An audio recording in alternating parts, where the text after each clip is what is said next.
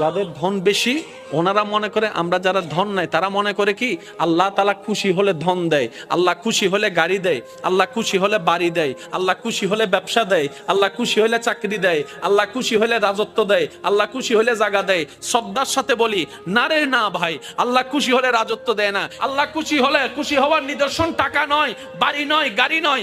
আল্লাহ যখন কোন বান্দার উপর খুশি হয়ে যায়, হাজার বিপদের মধ্যেও তার অন্তরে আল্লাহ প্রশান্তি নাজিল করে, দয়া নাজিল করে, শান্তি নাজিল। আল্লাহ খুশি হলে শান্তি দেয় যে। অনেক আছে 3টা ঘুমের ওষুধ খাওয়ার পরও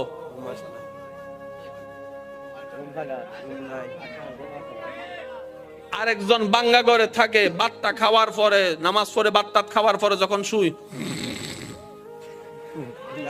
এবার বলেন সুখী কে, 10 তলা ওয়ালা নাকি বাঙ্গা ঘর ওয়ালা?